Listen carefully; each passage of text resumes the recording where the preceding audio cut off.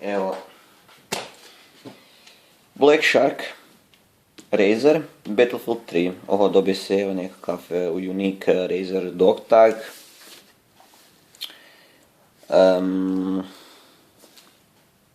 Evo, možemo početi sa unboxom. Znači, ujedno još prije toga moram reći da mi se stvarno sviđa ovo pakiranje. Razer stvarno uvijek misli na ovo pakiranje, predivno je stvarno, evo.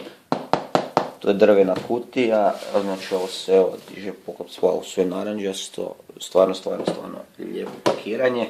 Vjerojatno je zato toliko i skupo jer samo pakiranje košta od ovih 1100 kuna, sigurno 200 kuna vrijedi ovo pakiranje, ova kutija i ovo što je unutra, naravno puno više, evo, jedna lijepa kutija. Tu su znači ova, da, unutra je ona naljepnica, onda ona ova kartica There's no turning back, dodatni extended kabel koji razdvaja znači mikrofon od zvuka. Da, i Battlefield 3, ovaj kod, znači, evo,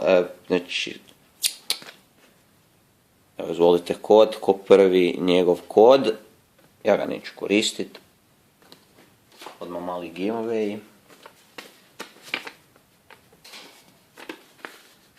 Stvarno slušalice su predivne.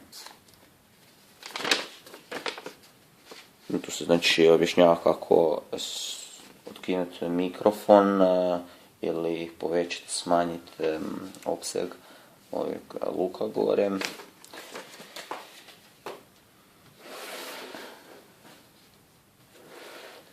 Da.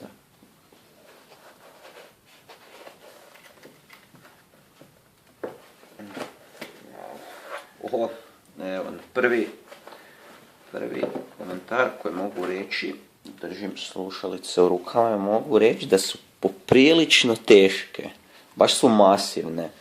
Ovo je metal, hladne su, vani hladno. Naravno ovaj mikrofon se skida i da nije ona rupa sa onim pinom unutra, stavlja se ovaj metalan poklopac, znači da je stilski ljepše. To je to, uglavnom slušalice su prekrasne, ovo je rotirajuće, prave Battlefieldske.